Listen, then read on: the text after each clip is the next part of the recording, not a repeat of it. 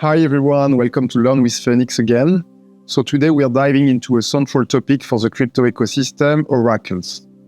So you may know Oracle from your studies of ancient Greece. It was a person you would consult when you were seeking an answer. But quite often this question would relate to the future, so the answer could be seen as prediction. While crypto has reintroduced the concept of oracles in a similar way, with the exception that they do not tell you anything about the future. If it was the case, we would all be rich.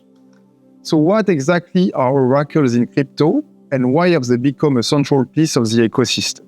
In layman's terms, an oracle is a bridge between a blockchain and the real world. Let's take a concrete example. Assume we have a smart contract that automatically sends some crypto to a wallet, but only if it's raining in London at 8 a.m. that day. Fair enough. It's not the most useful smart contract. What is interesting in that example is that the smart contract would need weather-related data from London to work. But a smart contract, as you know, is stuck on the blockchain, and it cannot access that kind of data. And that's where an oracle comes in handy. It feeds the smart contract with data from a real-world source. So explained this way, it might sound like an oracle is just an API, i.e. a protocol allowing a program to interact with another protocol. To some extent, that's actually true, but it goes beyond that. First, we need to remember that a blockchain operates on a trust basis, thanks to a network of nodes that vet each transaction. Feeding incorrect data to the blockchain would jeopardize that key characteristic. Also, what if the oracle took information from an unreliable source? It would compromise the reliability of the smart contract. That's why an oracle is required to fetch data from various sources to ensure it feeds the blockchain with accurate information. So at this stage, it's important to note that it can also work the other way around. We explained that oracle would feed information to the blockchain, but it can also be the other way around, the blockchain feeding information to the real world. That type of oracle is called an outbound oracle. There are many other types of oracles. So let's go through the most common, starting with software oracles. Those ones collect data from third-party sources, including APIs that we mentioned earlier. Another frequently used type is hardware oracles. They are physical sensors that provide data to oracles. You think of the Internet of Things, as simple as that. Those two types of oracles are also called inbound oracle because they transmit data from external sources to smart contracts. Another interesting type is cross-chain oracles. You may recall a video we did on blockchain interoperability. In that video, we mentioned that sometimes it's necessary to be aware of an action on one blockchain so that it can trigger another action on a different blockchain. And that's exactly the role of these oracles. They facilitate the communication between two different blockchains. So before explaining what consensus oracles and computation oracles are, we must take a break and discuss the oracle problem. So blockchains are inherently decentralized, which is how they were envisioned and how they function.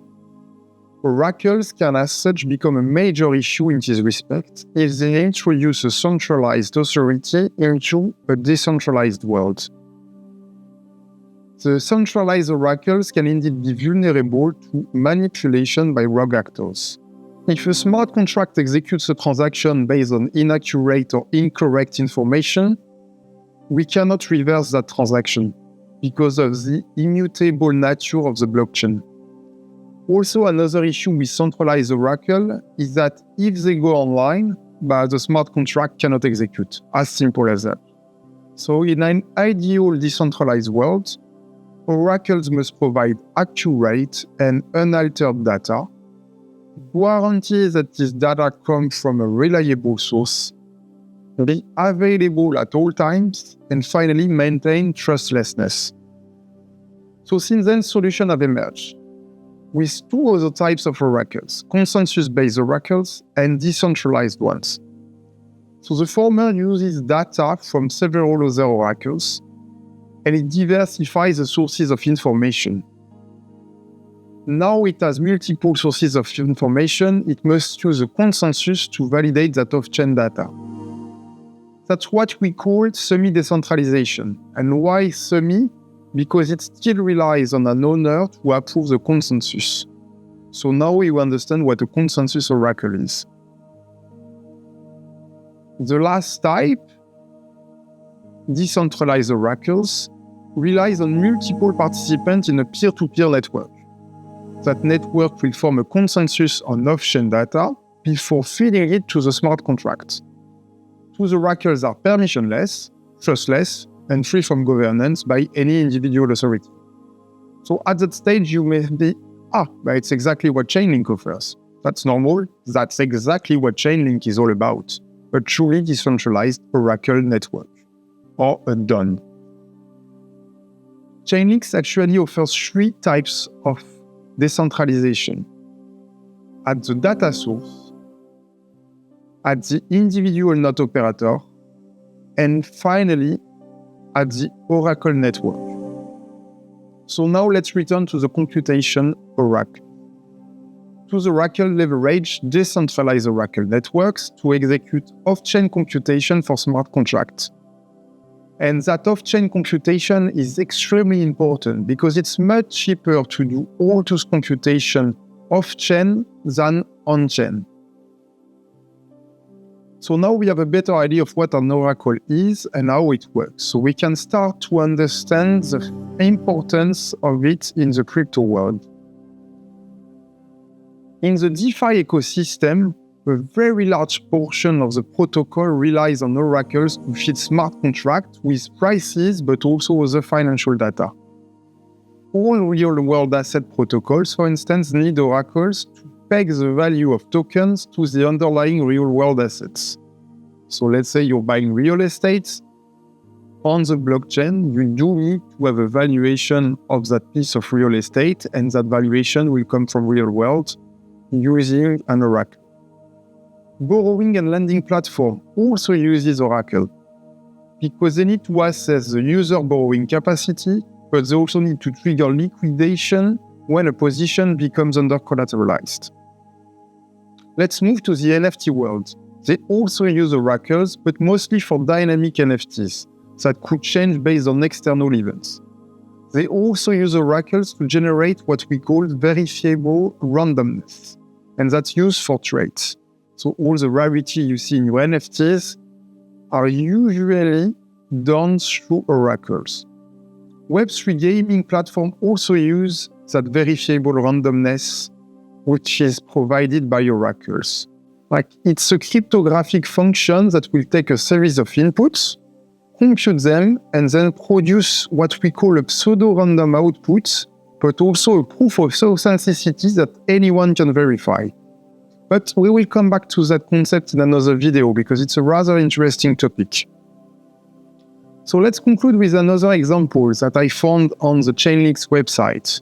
And I think it will appeal to a lot of people in the new generation. We'll talk about the use of oracle in sustainability. So oracles can supply smart contracts with environmental data from sensor reading, satellite imagery, or other machine learning computations. The smart contract will then use that data to assess whether a party has engaged in sustainable practice, and if that's the case, will reward with some tokens. So if you are familiar with the concept of sustainability-linked loans or sustainability-linked bonds in traditional finance, that's the exact equivalent, but in DeFi. Well, thank you very much for watching this video on oracles. We hope you enjoyed it, and don't forget to subscribe, like, and comment to support the channel. If you have any question, but also suggestion for other video, please let us know in the comments. We hope to see you soon for another video of Learn with PHNX.